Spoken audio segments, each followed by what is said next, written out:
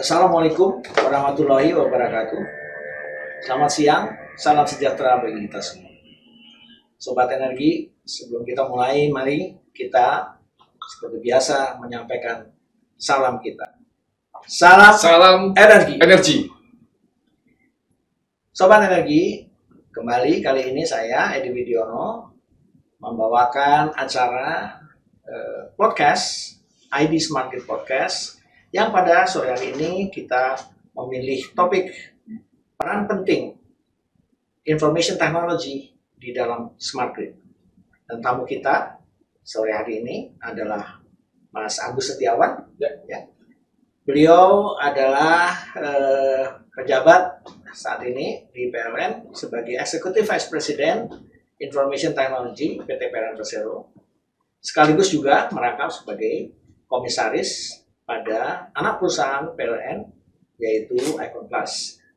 Beliau lulus dari ITB dan telah 22 tahun bergelut menekuni bidang information technology, terutama di bidang finance sebelum tahun 2015 dia diberi kesempatan untuk menerapkan kebolehannya di IT dan di finance di PLN. Selamat datang Mas Agus. Terima kasih, Pak Edi. Sungguh suatu kebahagiaan bagi kita, ya, karena seperti kita ketahui, kata orang smart grid itu sebenarnya tidak lain tidak bukan adalah teknologi kelistrikan yang dilapisi oleh information teknologi di atasnya. Oleh karena itu sangat tepat sekali kedatangan Mas Agus hari ini. Namun sebelum kita menggali lebih dalam mengenai smart grid, kita ingin Mas Agus cerita sedikit, ya, peran Mas Agus di posisi Vice President IT PLN atau di komisaris Icon Plus ini. Silakan. Ya Pak, terima kasih. Selamat sore Sobat Energi. Saya Agus Setiawan. Saat ini di posisi di Executive Vice President dari IT PLN dan juga komisaris dari Icon Plus. Jadi saya sampaikan bahwa sebagai IT PLN sangat besar sekali.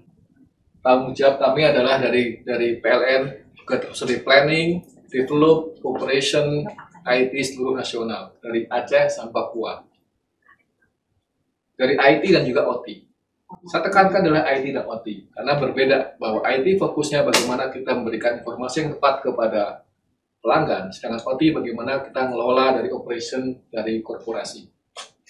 Terkait IT rasanya itu jauh lebih simple dibandingkan OT. Kenapa? IT banyak sumber resources yang akan bisa mendukung ke IT. Banyak orang ketika lulusan dari S1, D3 bahkan D3, IT lebih mudah untuk mencarinya. Sedangkan OT, ini satu hal yang baru. Karena selain dari dia belajar IT, dia harus mulai belajar juga telekomunikasi, dan juga harus dikombin dengan industrinya. Setiap industri untuk IT beda-beda. Dan itu harus mempunyai satu kombinasi yang sepadan, IT, telekomunikasi, dan industri tersebut. Dan ini juga benar-benar tidak hanya satu titik, namun juga bisa semua yang komprehensif.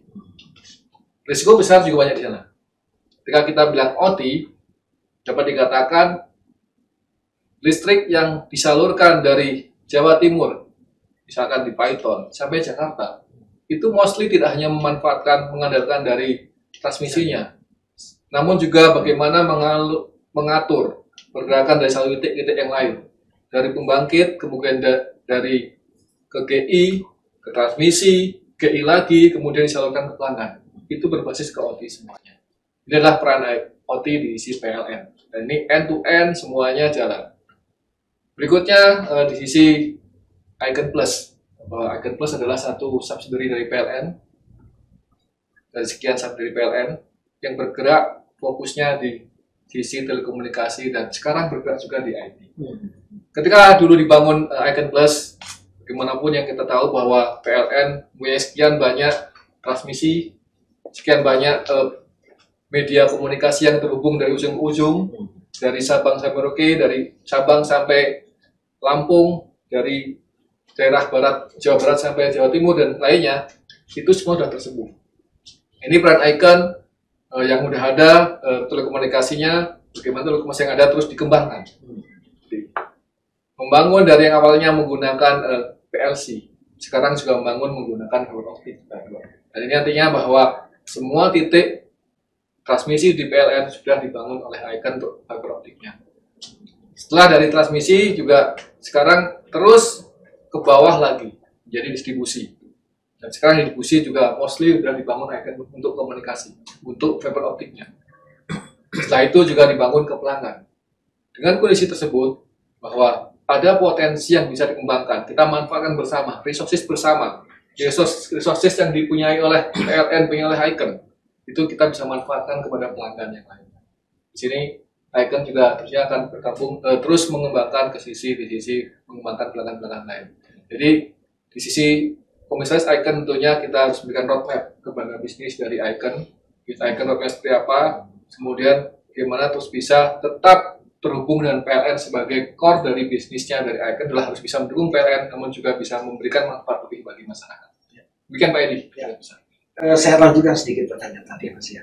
Setahu saya IT di PLN itu dimulai pada saat kita otomasi proses billing, ya proses penagihan. Ya.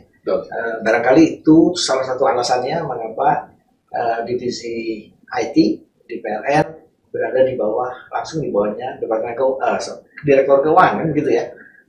Sementara OT dalam hal ini Operation Technology, SCADA, ya, sistem kontrol segala macam ini biasanya berinduknya kepada direktur regional masing-masing. Betul sekali. Bagaimana Mas menjembatani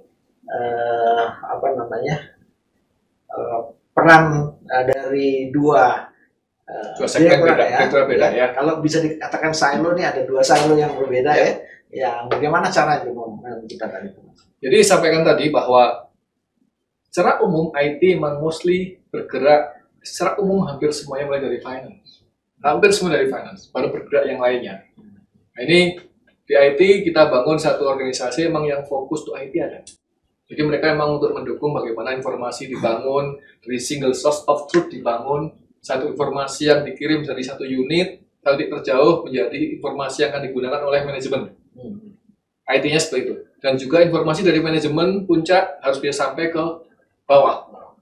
Kita punya namanya PLN kita, ya kita bangun dari PLN, yaitu info dari dirut, itu akan langsung bisa tahu oleh pegawai di bawah. Absensi teman-teman yang di ujung ketika absen di Papua, itu langsung bisa dimonitor, yang ngapain hari ini. Ini adalah IT. Satu segmen sendiri kita bangun. Kemudian bergerak dari sebelumnya hanya fokus IT ketika awalnya dibangun, divisinya dibangun, sekarang ke OT. Kita harus juga menyiapkan resources di sana, ke OT. Dan ketika di OT, mau nggak mau kita harus punya segmen satu tim di bawah saya, vice president di bawah saya, yang memang harus fokus ke OT. Dan ini kita ada namanya untuk tim untuk telekomunikasi, operation infrastructure, satu VP. Telecommunication? Untuk operation, ya untuk operasinya di sana, untuk diisi kantor pusat. Di kantor pusat, ini yang menghandle bagaimana tentang server pusat, kebijakan-kebijakan server. Namun di titik lain, di tim saya itu tidak hanya Jakarta, Pak. Tim satu di semua titik unit PLN ada. Dan ini saya tegaskan, sekarang menggunakan konsep bukan menghidup pada GM masing-masing, tapi menghidup pada region, pada satu provinsi atau satu wilayah.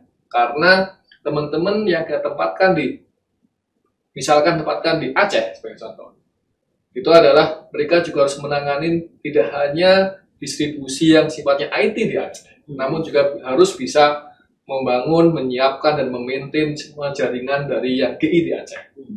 Secara khusus, CP2B sebagai yang di Gandul, yang P2B Gandul, kita tempatkan tim di sana khusus untuk menyiapkan di sana. Selain P2B Gandul, kita siapkan juga khusus yang ada di P3PS yang di Pekanbaru, dan juga yang ada di Kalimantan. Kemudian kita tempatkan juga yang ada di Sulawesi, di Makassar. Jadi, kombinasi itu kita gabungkan. Jadi, untuk kepentingan IT, mostly bisa di-handle dari pusat dan juga di unit operasional. Namun kepentingan OT, karena OT sifatnya adalah distributed, itu harus kita menyiapkan resources di tiap titik tersebut.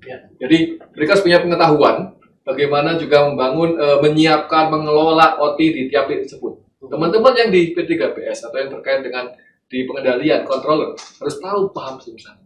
Teman-teman yang di GI harus sedikitnya tahu bagaimana pengolahan BGI. Teman-teman yang dari sisi transmisi juga harus tahu, walaupun barangkali tidak selevel dengan orang-orang transmisi, tapi dia harus tahu bagaimana namanya proteksi, bagaimana SCADA, bagaimana untuk UFF, semua harus tahu.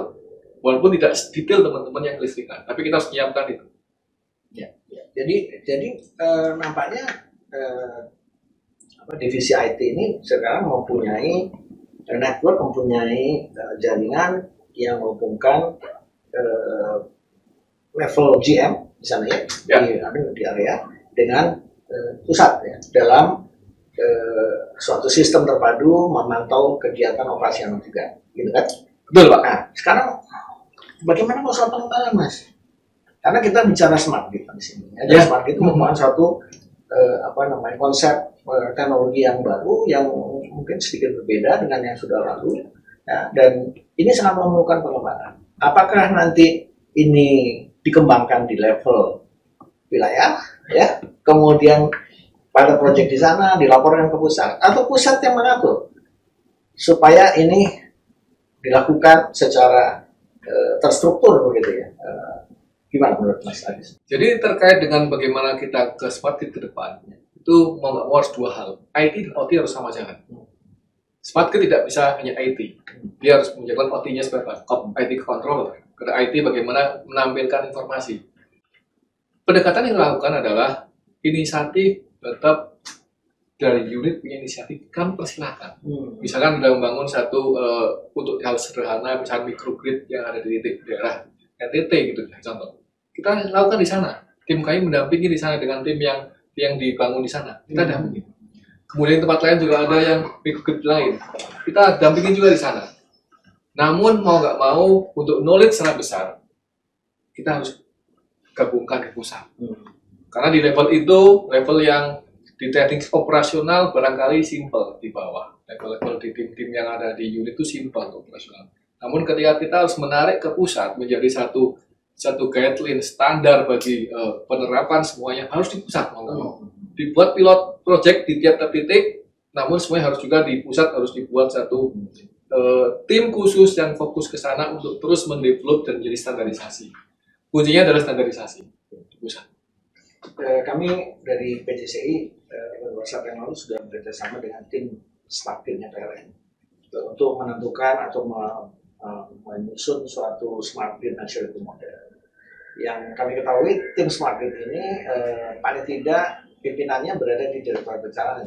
Betul. Ya, jadi antara divisi IT dengan divisi yang bersangkutan dalam di perencanaan juga sudah ada kerjasama saya kira ya, yang bagaimana membuat atau konsep pengembangan smart grid PLN ke depan. Ya. Setiap tim smart grid yang dibangun oleh PLN itu pasti ada orang IT-nya, pasti ada di situ. Karena ketika kita bilang smart grid, tentunya teman-teman kelistrikan yang sangat paham di sana akan juga nanti berhubungan dengan minimal sekali adalah komunikasi yang ada. Itu minimal sekali. Kemudian minimal sekali yang adalah servernya ada.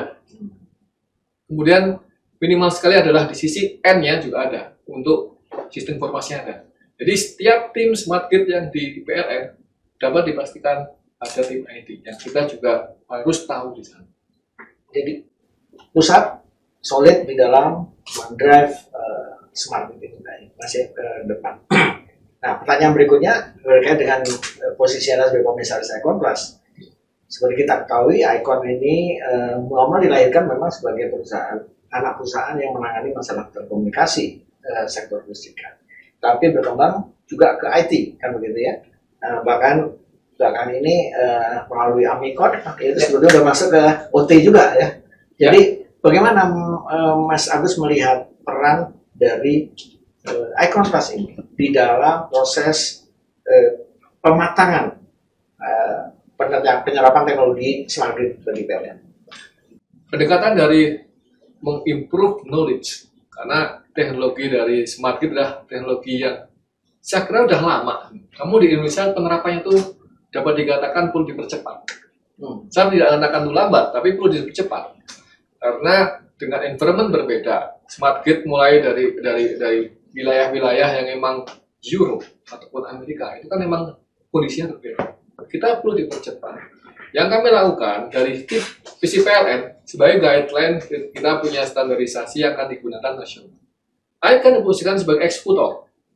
Jadi ICON sebagai eksekutor kebijakan, contohnya yang Pak sampaikan tadi bahwa sudah dibangun untuk smart metering, untuk input Amikon tadi, itu tetap menginduk pada standarisasi yang dibangun oleh PLN. Gimana bangun teknologinya? Karena bagaimanapun ini juga hal yang sedikit baru bagi ICON. Model lainnya udah tahu mereka bagaimana ngelola dulu prepaid, ngelola postpaid untuk yang metering, yang prepaid, postpaid ataupun AMR. Operasionalnya tahu, tapi ketika diskusi terkait lebih detail, di sana harus mengembangkan satu interfacing atau komunikasi dari meter dibaca sampai ke server. Ini gimana caranya itu pasti nggak tahu. Yang kita lakukan adalah, pertama adalah kita komunikasi dengan pabrikan. Meter milik pabrikan. Kita harus tahu apa yang dia tanam di sana, yang dia install di meter sana. Kemudian kita juga benchmark atau kita belajar juga ke yang ahli di sisi server di sini. Karena ini pabrikan kadang-kala lupa ini ada di sini. Pabrikan fokus ke meter. Di ujungnya kita harus tahu servernya seperti apa. Di tengahnya kita harus paham juga. Jadi ke server ada standarisasi. Kita menggunakan OBIS code. Itu yang standar sudah standar. Di tengahnya ada komunikasi. Dari sisi yang ujung dari meter, sini server, tengahnya ada komunikasi, segala macam komunikasi.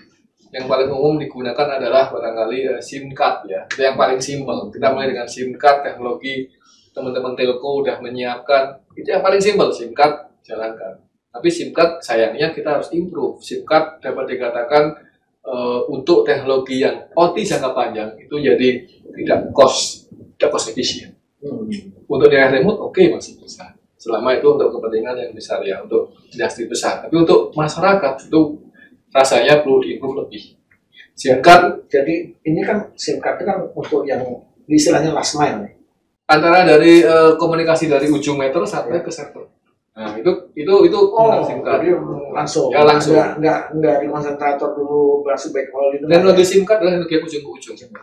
Kemudian dapat dikatakan itu tidak terlalu efisien untuk yang low level. Low level kita harus manfaatkan yang lain. Kita punya PLC di situ. PLC kita kembangkan juga antara dari meter, PLC, kemudian ada konsentrator digabung ke server. Ya, itu PLC. Sisi lain kita juga coba encourage teman-teman ke arah komunikasi yang lain. Radio frekuensi sebagai contoh. Karena mostly beberapa negara menerapkan radio frekuensi. Kebanyakan di Amerika itu radio frekuensi yang dominan. Tapi yang untuk PLC banyak dominan di Eropa. Nah, ini ujungnya adalah dari meter, radio frekuensi, pasang RF di sana, ada konsentrator tengah-tengah, baru kemudian ke backhaul atau di server.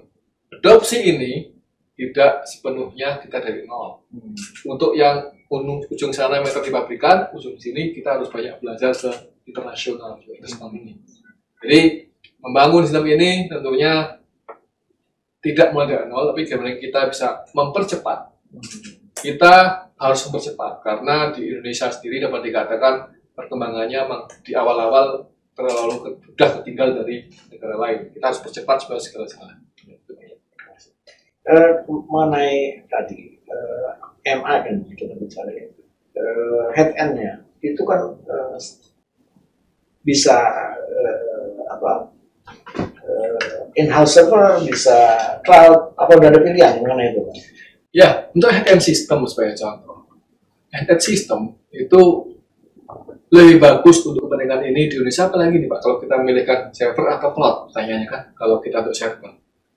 Satu handicap yang di Indonesia sekarang, cloud mostly dapat dikatakan masih belum berkembang banyak. Beberapa industri cloud masih di luar negeri. Kita masih diskusi sekitar bulan lalu diskusi Kominfo bagaimana menyiapkan data yang ada di cloud. Kominfo masih perlu dicek kembali. Mau nggak mau, apalagi dengan keyakinan bahwa kita penggunaan server yang harus disiapkan besar, harus penyediaan sendiri. On-premise, tidak cloud. Itu harus, kondisi sekarang harus. Kadang-kadang di depan teknologi barangkali cloud sudah jadi satu hal yang jamak di Indonesia, ini jadi potensi. Namun hari ini harus masih menggunakan on-premise. Pada saat dikatakan on-premise itu on PLN premise ya, bukan di Icon. Jadi bagaimanapun yang melakukan oleh Icon itu harus approval dari si PLN untuk isi prosesnya. Buat Icon eksekutor untuk menjalankan, untuk mengembangkan teknisnya sudah jalan semua. Oke.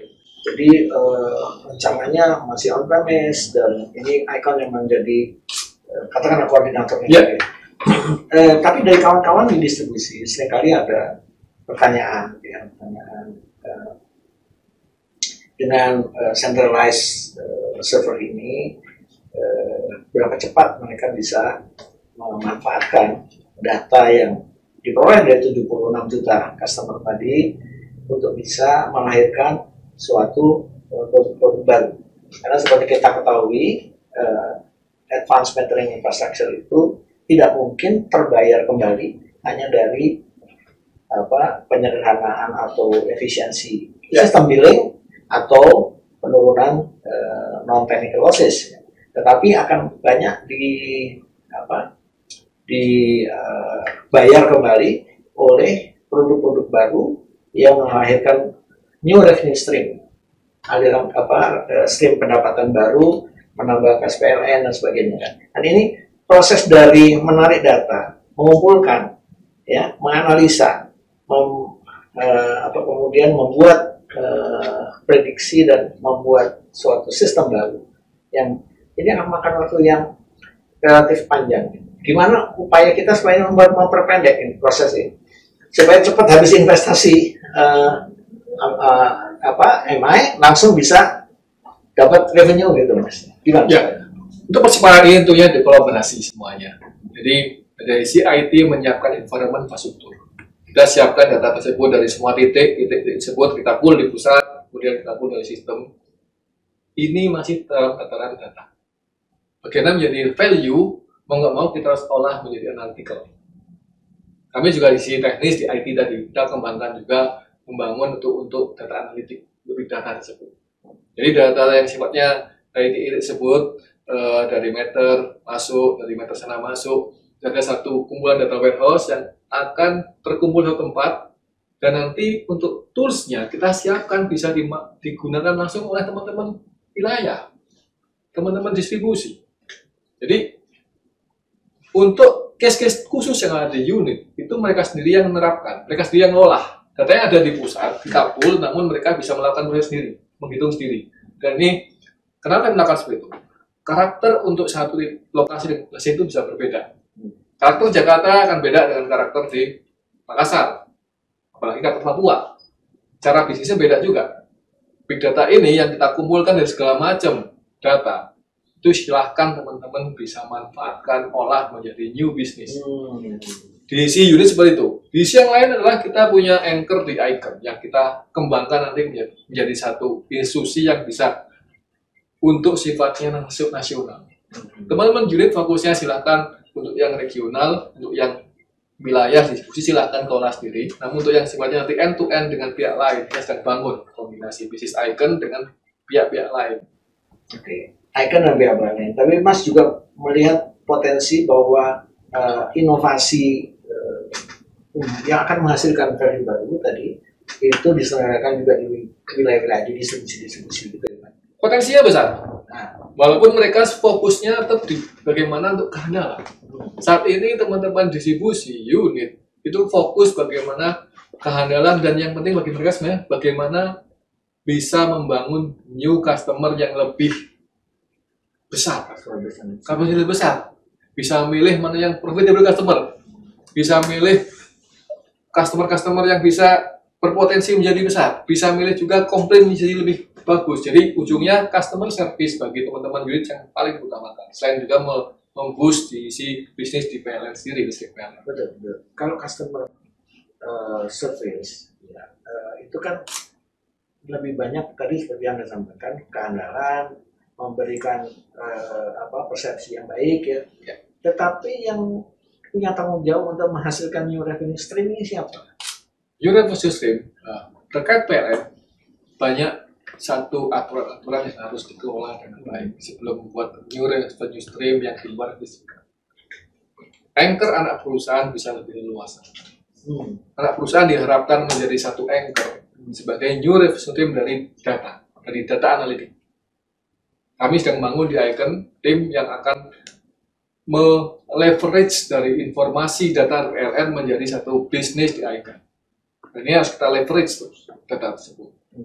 Memang ini berbeda dengan industri kelistrikan yang fokus ke kelistrikan. Ini industri bagaimana konten data tersebut menjadi valuable informasi. Mas, dari pembicaraan kami dengan kawan-kawan di badan distribusi juga sudah terpikir oleh mereka bahwa ke depan itu PLN has to go beyond the meter, ya. Jadi artinya dia harus masuk kepada area bisnis baru setelah meter. Jadi ini membutuhkan suatu inovasi dan penetrasi bersama. Nah, kalau dilihat dari kecepatan dalam pengambilan keputusan dan sebagainya, mungkin ini titik beratnya ada di Icon.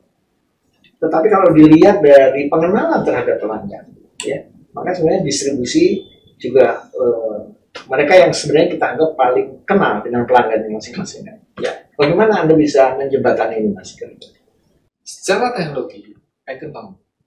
Secara task customer, teman-teman distribusi yang menjalankan. Kita jalankan satu case tahun lalu kita sudah jalan proses di Jawa Timur. Bagaimana satu perusahaan dia kita siapkan untuk smart home-nya, jadi kita terapkan sensor di rumah itu. Icon yang bangun ke sana, telekomunikasi Icon, namun bisnisnya bersama-sama dibangun dengan unit distribusi. Karena kami meyakini bagaimanapun dengan kelebihan dari industri grup PLN Group adalah touch ke customer kita lebih dimungkinkan dibanding industri lain. Resource Icon terbatas. Namun harus ada standar teknologi. Namun touch ke customer mau nggak mau adalah memanfaatkan semua resources PLN Group. Saya katakan PLN Group karena tidak hanya teman-teman distribusi, kita punya teman-teman Haliora yang juga punya potensi dia touch karena mereka diisi pelayan teknik. Kita touch ke sana untuk memarketingkan bisnis PLN, langsung ke pelanggan. Kita punya PLN Tarakan yang juga di luar Jawa, mesti timur ya, untuk Yantek. Jadi all PLN Group kita manfaatkan, kita maksimalkan menjadi new business yang bersama-sama. Dengan potensi Icon yang fokus kepada teknologi, fokus bagaimana membangun sistem, membangun IT, membangun OT-nya, sisi depan adalah kita manfaatkan dari semua peran misalnya PLN Group. Semakin dalam, semakin dalam kita menggunakan teknologi informasi dengan turunannya. Apakah itu nanti artificial intelligence, apakah itu modeling, dan itu semakin rentan kita terhadap serangan cyber, betul ya Mas? Kira-kira sangat sepakat Pak. Jadi ada Pak Meo gini, cara yang paling aman menghentikan dari cyber adalah kita nggak hubung sama komputer. Itu cara yang paling aman. Ketika masuk ke gua lagi, itu paling aman. Kita udah hidup tanpa lihat komputer itu paling aman, tanpa lihat handphone, tanpa lihat komputer itu aman. Namun sekarang nggak kayak gitu. Jadi mau nggak mau kita hidup tiap hari yang kita pegang bangun tidur langsung handphone. Kita nggak tahu handphone itu udah kena virus atau enggak.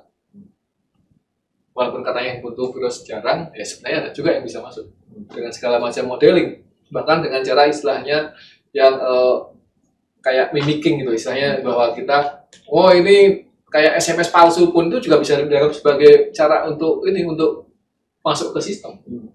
Jadi mau nggak mau ketika kita hidup di zaman sekarang, kita teknologi kita kembangkan apapun, kita dihadapkan pada keamanan informasi yang untuk kita jaga. Jadi apa kita lakukan sebenarnya? Yang kita lakukan adalah tentunya kita harus mengembangkan satu proses yang panjang. Jadi tidak hanya satu sisi. Yang paling orang bilang gini, kalau Anda komputer kena untuk aman beli virus saja. Itu biasanya orang nggak gitu ya. Oh, untuk aman silakan beli antivirus. Itu teknologi namanya. Kita sama teknologi antivirus. Pertanyaannya, kalau misalkan beli antivirus kemudian tidak diinstal gimana? Hanya beli aja. Atau udah diinstal kita matikan ininya, tidak hidupkan. Sama lah ketika kita di handphone ada fasilitas banyak sekali itu privasi dan sebagainya. Udahlah kita hidupin semua sehingga orang bisa masuk. Ya itu disebut adalah proses berikutnya, SOP. Korporasi harus bangun SOP yang clear untuk terkait keamanan informasi. Teknologi ada, SOP-nya sudah ada.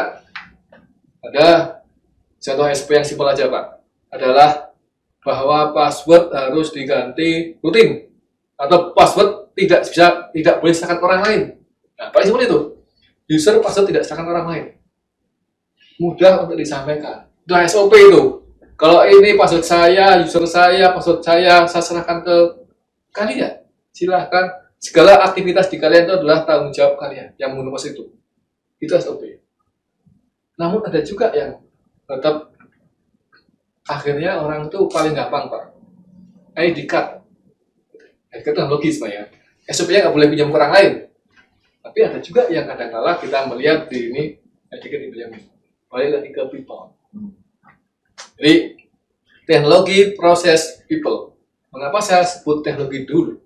Karena kecenderungan orang teknologi dulu yang diutamakan, baru proses, baru SOP, baru people.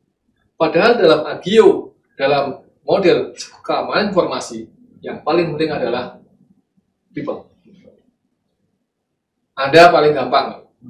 Misalkan saja tidak bisa investasi untuk membuat antivirus yang canggih gitu nih. Antivirus yang agak lama dikit. Selama kita memilih setiap ada milih website, milih yang aman-aman aja, aman juga sebenarnya. Jadi people adalah yang paling utama dalam pengembangan, dalam peningkatan keamanan informasi. Itu people. Nah, itu Pak, saya seperti itu. Ya. Dari sana kan sebetulnya kita bisa berkembang lebih lanjut, Mas. Tadi kembali kepada topik awal tadi. Ya. Bagaimana sih menggandengkan IT dan OT, terutama dalam situasi serangan cyber. Ya. Karena kalau IT diserang secara cyber, ya, itu memang stage-nya kan cuma dua. Dia beroperasi normal atau under attack. Ya. Tapi kalau OT, sebelum dia bisa menyatakan under attack, kita harus meneliti lagi apakah memang operasinya tidak bermasalah, gitu kan. Jadi yang sering terjadi bagi kawan-kawan yang mengelola OT adalah karena dorongan supaya ini segera beroperasi kembali. Mereka nggak lagi mengevaluasi ada serangan atau tidak.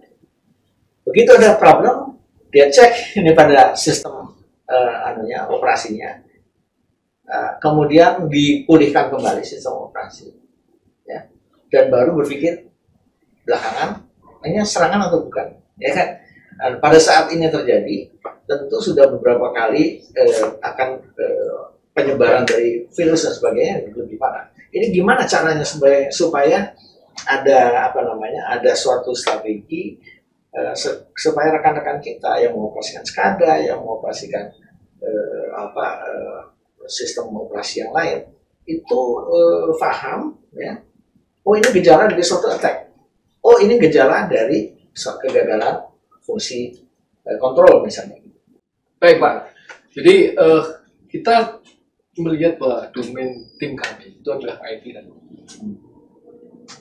di sisi jaringan pun kita pisahkan mana yang OT dan mana yang IT. IT informasi. Sebenarnya kalau sekarang melihat tuh yang paling banyak virus tuh banyak kan di IT. Sangat banyak, kita tiap hari keluar virus baru, terus kemudian ada antivirus baru. Namun impact-nya seringkali tidak sebesar kalau OT.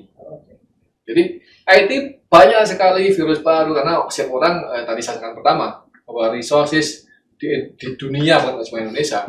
Ketika orang lulus kuliah tahunya IT, makanya baru belajar baru tahu langsung ya nyoba untuk bikin antivirus dari si IT. Selama ini juga gitu antivirus kita kembangkan di IT. Di OT memang kecenderungannya sangat jarang. Tapi sekali kena impact-nya luar biasa. Kita lihat bahwa pernah ada satu pembangkit ya yang masuk satu malware kecil sekali malware-nya. Mungkin kalau itu ya nggak apa-apanya dengan virus ini, tapi bisa meruntuhkan satu kelistrikan di satu negara. Itu yang kita coba kita maksimalkan untuk kita hindari. Kenapa? Karena sekali itu runtuh satu, rontok semuanya. Kita OT, jaringan kita pisahkan. Keamanan jaringan kita pisahkan, fisik juga kita bedakan. Dan masuk tempat-tempat OT, fisik secara fisik kita screen lebih. Kalau IT relatif lebih, karena komputer-komputer seperti ini kan yang pakai komputer juga IT sebenarnya juga. Itu relatif paling bisa akses. Namun OT kita pisahkan jaringan, tidak boleh ada interaksi ID dan OT kita nggak buka. Dipisah, benar-benar dipisah. Secara fisik dipisah, jaringan kita pisah, fisik dipisah, dan juga kalaupun mereka bekerja juga ada clear di ruangan tertentu. Jadi untuk controller yang sangat kritikal ya, kita sebut sangat kritikal yang ada di Gandul sebagai contoh, itu hanya orang tertentu dan orang tertentu yang bisa mengakses. Itu untuk minimize. Namun ketika orang nanya, seberapa besar sih keamanan yang dipunyai? Kita bilang improve terus. Kenapa improve? Karena ini ibarat kecepatan membuat tadi yang untuk merusak, dan kita juga harus mengantisipasi. Dalam domain keamanan informasi, tidak ada namanya paling aman. Namun bagaimana journey menjadi aman, menjadi yang penting.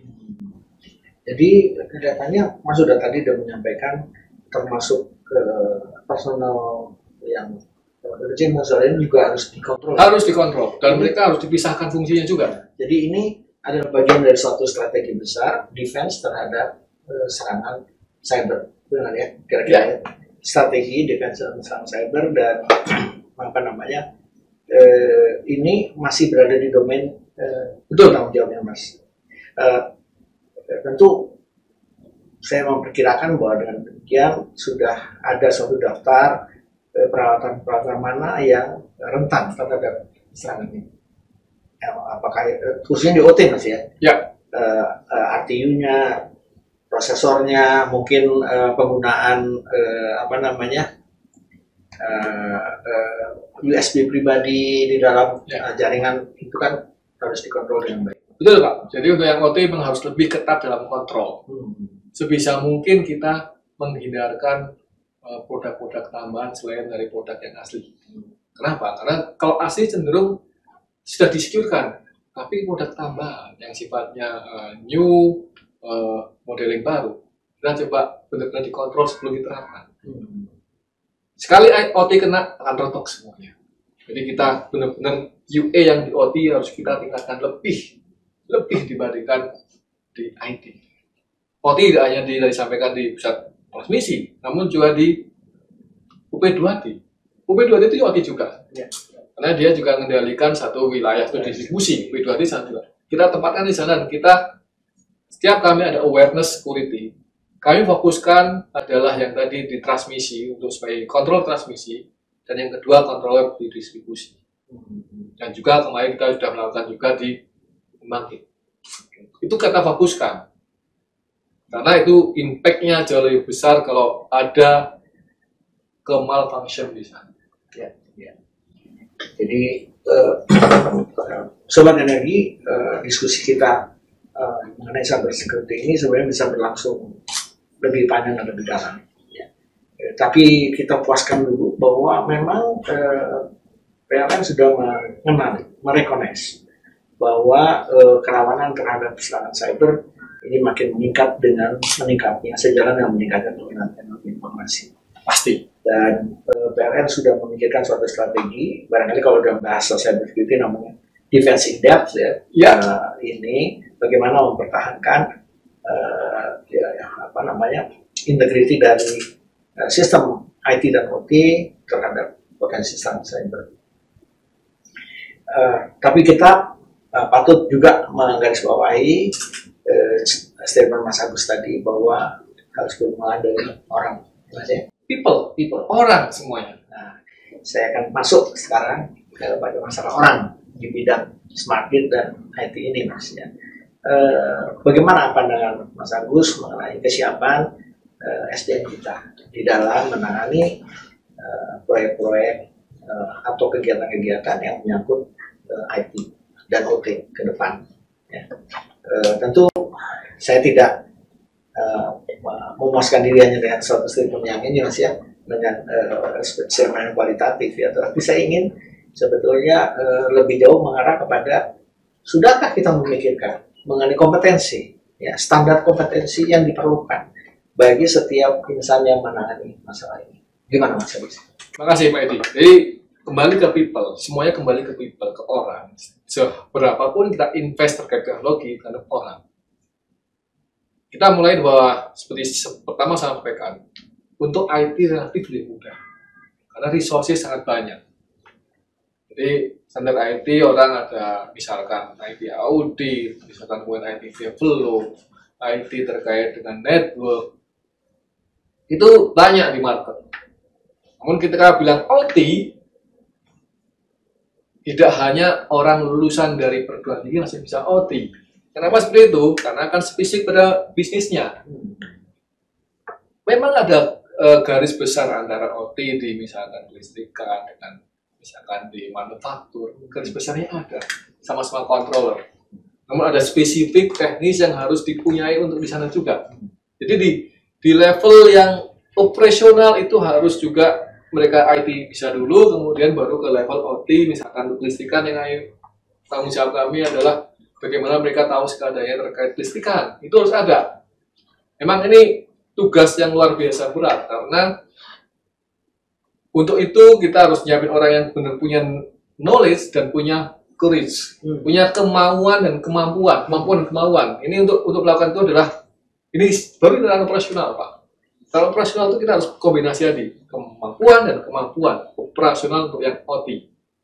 Kemudian bagaimana tentang naik sedikit dari yang tadi operasional menjadi lebih taktikal. Ya, belum sangat strategis taktikal.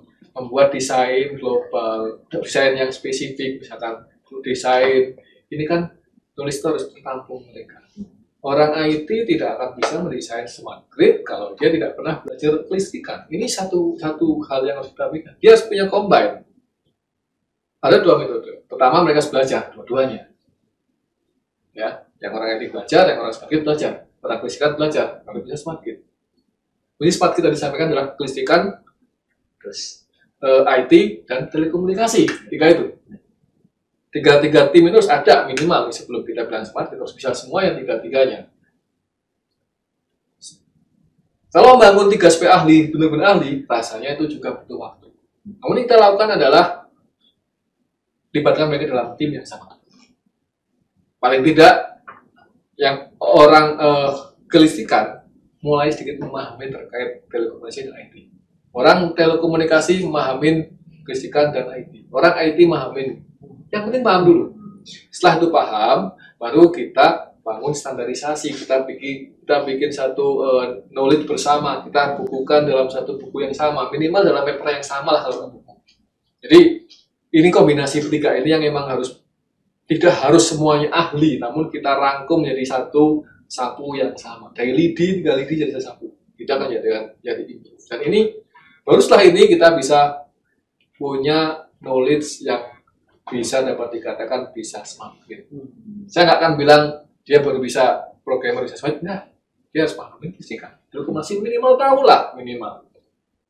Ya, jadi dari uraian Mas Agus tadi sebetulnya kita bisa melihat bahwa sangat dibutuhkan interdisciplinary Absolutely, Pak. Ya. Dalam menjalankan proyek smart grid ini. Dan ada satu hal lagi Mas yang saya masih ganjel nih, ya. Smart grid itu kan teknologi yang kita bawa dari luar,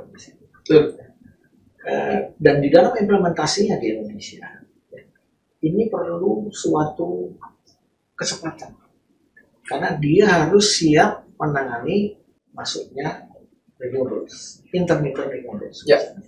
Kalau kita rujuk kepada target 23% tahun 2025 renewables, maka mau tidak mau instalasi kelistrikan kita harus bersiap menghadapi renewables yang sifatnya intermittent. Kenapa? Karena renewables intermittent itu paling cepat bangunnya. Kalau semuanya mau pakai PLTA, PLTP ya bisa, tapi lama kan gitu ya. Kalau yang cepat mengejar waktu PLTS dan PLTP. Ya. Pengalaman kita yang lalu pada waktu PLTP masuk di Sulawesi Selatan, nampaknya kita belum terlalu siap, ya, sehingga agak perlu belajar banyak, perlu belajar. Nah, sekarang kita sudah tahu apa yang kita mesti siapkan.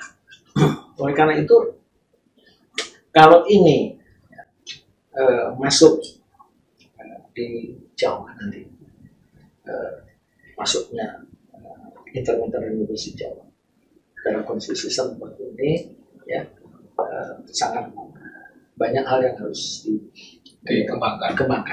Tetapi ini adalah harus muncul pemikiran-pemikiran pada level menengah dan atas. Pasti. Ya. Mulai yang boleh kata bahkan hormat dan maaf ya, bahkan direksi PLN pun ya harus menjadi orang pertama, dia pertama yang memahami ya kan kenapa perlu smart grid gitu, ya kan? Dan oleh karena itu kita perlu membangun kompetensi. Paling tidak di level kalau di jenjang 1 sampai 9 itu kawan-kawan menyatakan paling tidak di level 6, 7, 8 ya, sampai senior sampai EVP misalnya ya, itu harus ada suatu pemahaman mengenai smart grid ke depan. Kalau ingin program-programnya ya, Mas, apa yang bisa sampai tawarkan untuk program standarisasi kompetensi? Ya, tadi saya berpegang pada kata-katanya bahwa yang paling penting people kan. Jadi jangan buru-buru membuat standar peralatan. Ya. Kalau kita belum punya standar kompetensi, ya, personil kan itu ya. Sepakat Ya, Mas. Ya. Apa yang bisa ditawarkan Mas dari posisi Anda sebagai Vice President IT dan juga EVP IT dan ada layering. Jadi tadi saya sampaikan. Layer pertama adalah si operasional. Ya. Jadi untuk kepentingan membangun misalkan hanya yang rooftop lah. Jadi, rooftop relatif masih bisa dilakukan ke orang operasional. Tidak mungkin kita menyediakan rooftop jutaan rumah kalau tidak ada yang operasional. Kita sudah melakukan dengan cara yang teknik. Yang teknik itu kan sebenarnya tidak sepenuhnya orang PLN. Mereka adalah punya standarisasi. Pertama dibangun operasional harus punya standar untuk kalau kita rooftop lah untuk rumah-rumah bisa dipasang rooftop. Ini harus ada kompetensi di sini. Dan ini saya yakin bukan untuk percepatan tidak sepenuhnya di gola PLN yang untuk sisi level di operasional untuk kepentingan yang voltage yang rendah, untuk kepentingan yang daya rendah itu nggak harus PLN. Dengan yang berikutnya adalah di level yang strategi harus tahu mulai tactical sampai strategi. Dia Pak sampaikan bahwa terkait yang di Makas yang di Masa Sidrap ya, sebagai contoh lah dari Sidrap. Yang di Sidrap cukup panjang untuk menjadi major. Karena itu menjadi satu hal yang pertama. Kenapa? Kita tidak punya yang tadi saya kombinasi ketiga. Tiga itu kombinasi harus itu. Orang paham listrik, orang paham telekomunikasi, paham controller, dan juga paham IT. Kita harus bangun ini. Ini kalau kita serahkan ke floor di bawah nggak bisa. Mau nggak mau kita harus membangun tim yang di sini dan peran serta semuanya. Kondisional ketika coba kita yang untuk sidra kita lebih major, kita membangun dengan kerjasama bersama perguruan tinggi. Jadi berarti kita undang untuk membuat satu opini. Namun ketika diskusi dengan mereka, bukan saya ikut diskusi juga. Ternyata tataran mereka juga konseptual juga ujungnya. Jadi perguruan tinggi konseptual, pelaksanaannya, pemahaman operasional nggak ada. Mau nggak mau harus semua ini harus terhubung. Perguruan tinggi konseptual jalan, orang praktisi jalan, dan orang ahli listrik itu kan nggak semuanya. Nggak ada berapa yang tidak di ini artinya di listrikan itu juga harus merangkul semua pihak untuk bisa kita menerapkan standarisasi yang sama untuk yang middle sampai strategis.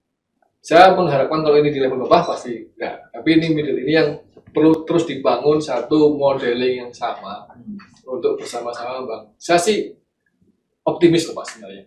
Orang Indonesia itu pinter-pinter. Ya. Saya paling optimis itu. Ya. Orang Indonesia pinter-pinter.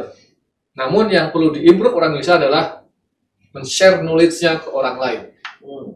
Menjadikan satu hal yang baku kita bangun bersama, kita niatkan bersama. Memahamin keahlian orang lain. Dan kala kita nggak pahamkan orang lain, sehingga sedikit beda dikit udah keakur gitu saya. Orang Indonesia pinter, namun kita harus mengakurkan mereka. Wadah-wadah seperti ini. Mungkin mereka lupa. Kalau kita share uang dengan sahabat kita, maka uang kita bisa habis ya. Tapi kalau kita share ilmu, maka justru ilmu kita bertambah dari yang kita share.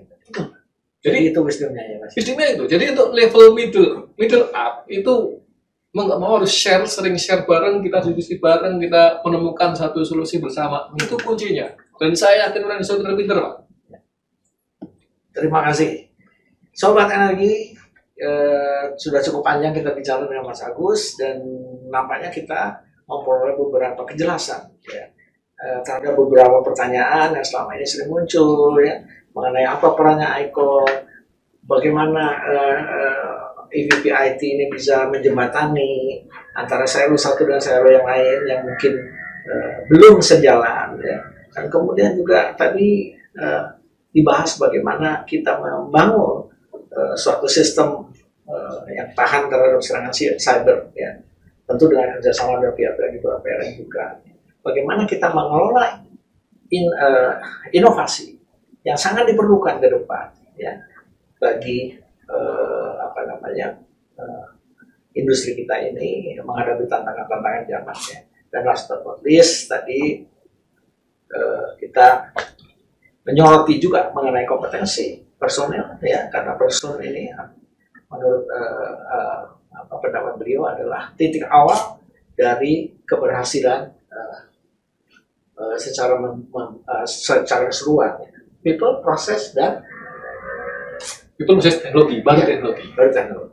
Itu Sobat Energi, tidak terasa waktu kita juga yang membatasi. Ini topik yang sangat menarik dan saya yakin akan ada bahasan-bahasan selanjutnya menyangkut IT, menyangkut artificial intelligence ya, pernah kita bahas juga dengan Pak Amal sebelumnya. Kita juga mungkin akan mendengar nanti bagaimana pandangan dari para ahli cyber security mengenai bagaimana membangun cyber security untuk utility seperti PLN. Tetap ikuti podcast PJCI dan semoga sukses semua. Jaga kesehatan di tengah COVID ini, sesuatu yang sangat penting, dan sekali lagi salam energi.